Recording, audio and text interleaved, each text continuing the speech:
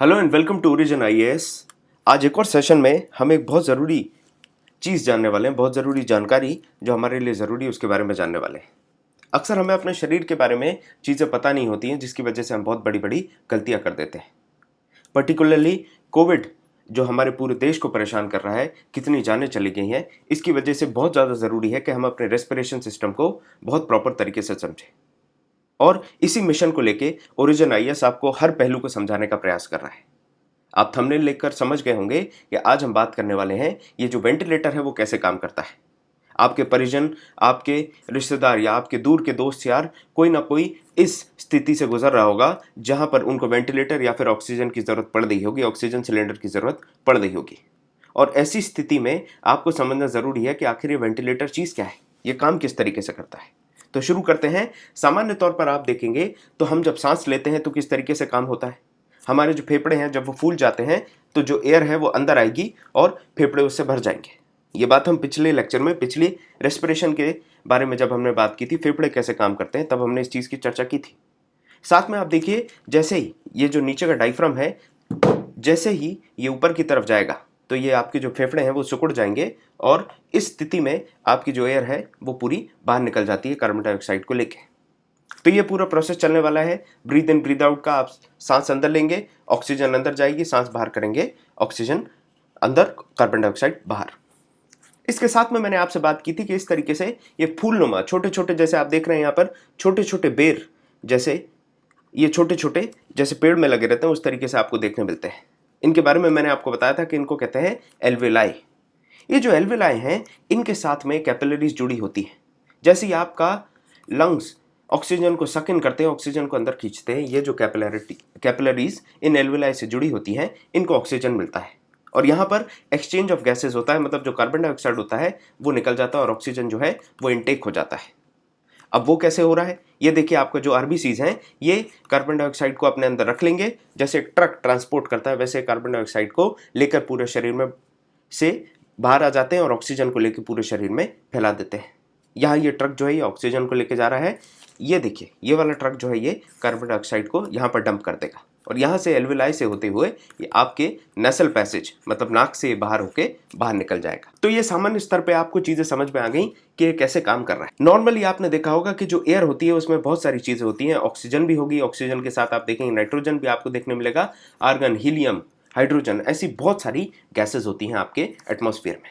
हम कभी सोचते नहीं है कि हमारा जो रेस्पिरेशन सिस्टम है वो किस तरीके से काम करता है, क्योंकि ये अपने आप में ऑटोमेटिक सिस्टम है। ऑटोमेटिक सिस्टम होने की वजह से हमें इसके बारे में ज़्यादा सोचना नहीं पड़ता। लेकिन इसका मतलब ये नहीं है वो खराब नहीं होता है।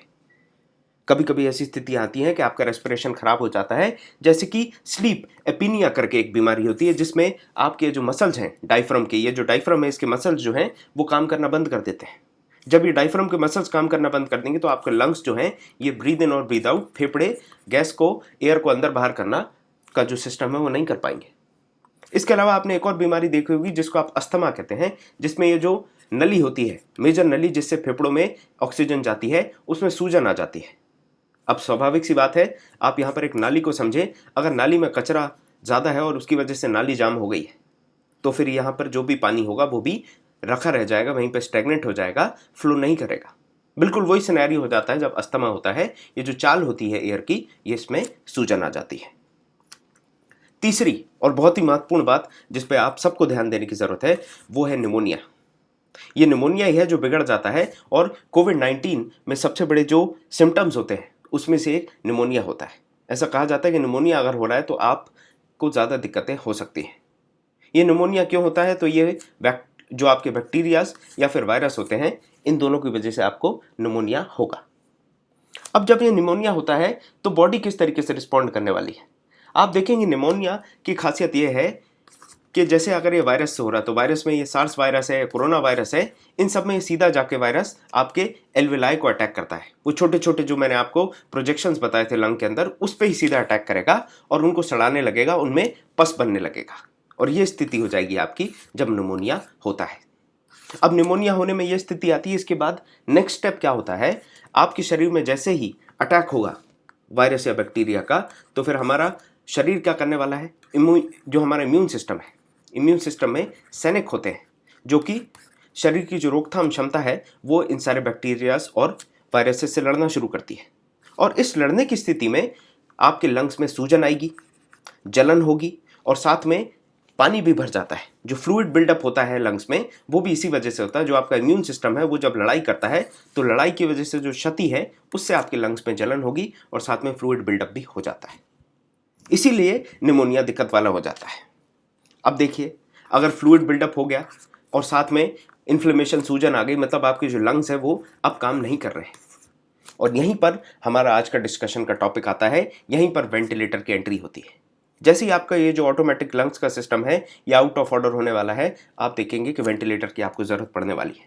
कारण मैंने आपको बता दिए। सही मायने में देखें तो वेंटिलेटर को आप कह सकते हैं आर्टिफिशियल लंग्स। मतलब ये लंग्स का सिस्टम है, जब नॉर्मल आपके जो लंग्स बनाए हुए हैं ईश्वर ने, उनका काम खत्म हो जाएगा तब ये पिक्चर में एंटर करते हैं। इनका सीधा सीधा काम क्या है कि जहाँ पर भी ये जो, जैसे पुलिस कहीं कहीं पर नाके पर चेकिंग लगाती है तो वहाँ पर गाड़ियाँ कम निकलती है ना, तो उन सब बैरिकेड्स को हटा सकता है ये, और बैरिकेड्स को हटा के हाई फ्लो ऑफ ऑक्सीजन को मेंटेन कर सकता है ताकि आपके शरीर की जो क्रियाएं हैं वो चलती रहे। इस वेंटिलेशन का काम दो तरीके से किया जा सकता है।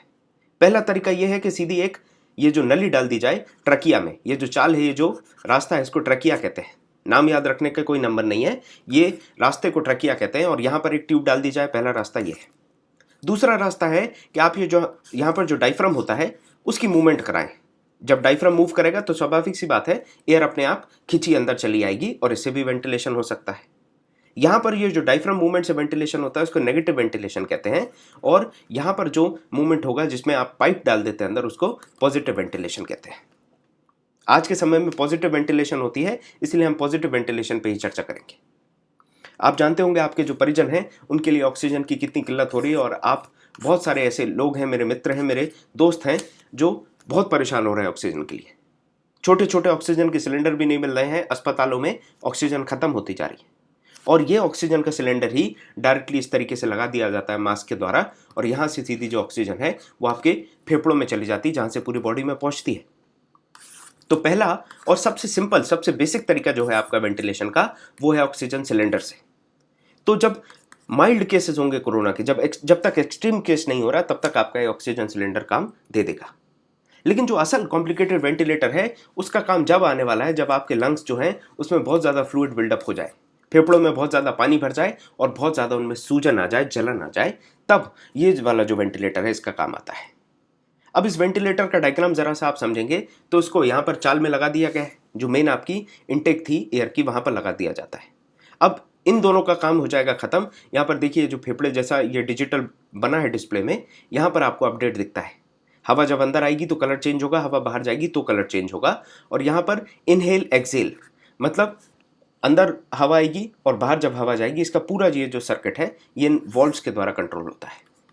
अब देख के आपको समझ में आ रहा होगा कि ये जो सिस्टम है बड़ा कॉम्प्लिकेटेड और बहुत बल्कि रहने वाला है। और स्वाभाविक सी बात है ये बल्कि और कॉम्प्लिकेटेड रहता है।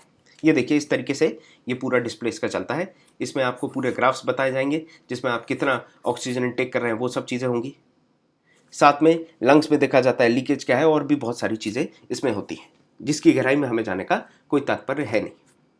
सामान्य स्तर पे देखें तो ये वेंटिलेटर जो है, अब आप कहेंगे कि जब ये इतनी अच्छी चीज़ है तो हम क्यों ऑक्सीजन के चक्करों में पड़ते हैं, क्यों हम ऑक्सीजन सिलेंडर के लिए दौड़े दौड़े भाग रहे हैं, सबको हम वेंटिलेटर लगा सकते हैं। तो यहाँ पर मैं आपको बता दूं कि वेंटिलेटर्स के कुछ बड़े डिसएडवांटेजेस भी हैं। पहला बड़ा डिसएडवांटेज ये है कि जिस पेशेंट को आप वेंटिलेटर पर रखते हैं उसको आपको सेडेट करना पड़ता है, मतलब आप उसको एनेस्थेटिक्स देंगे। एनेस्थेटिक्स मतलब आप समझ गए होंगे कि जब भी सर्जरी होती तो आपको एनेस्थीसिया का इंजेक्शन लगा दिया जाता है, जिसके बाद आप बढ़िया आराम से सो जाते हैं। उस तरीके के सेडेटिव्स देने पड़ते हैं, तब जाके आप वेंटिलेटर के यूज़ कर सकते हैं। ज़्यादा लंबे समय तक अगर वेंटिलेटर के यूज़ करें तो उससे इंसान के फेफड़े, जो लंग्स होते हैं, वो भी बहुत सीवियरली डैमेज हो जाते हैं। ये दो बहुत इंपॉर्टेंट वजह हैं जिसकी वजह से वेंटिलेटर का यूज़ बहुत सोच समझ के करना पड़ता है। लेकिन जब बात जीवन और मृत्यु की हो, लाइफ और डेथ की हो, तब तो आपको पता है कोई ऑप्शन नहीं बचता, तब आप वेंटिलेटर का यूज़ करते हैं। इसका सही मायने में उपयोग हमें समझ में आया जब हम साल 2020 की शुरुआत से ही कोरोना से जूझने लगे। जैसे ही कोरोना वायरस का इंट्रोडक्शन होता है तब जाके हमें वेंटिलेटर का असली उपयोगिता समझ में आती है कि आखिर इसका इंपॉर्टेंस क्या है।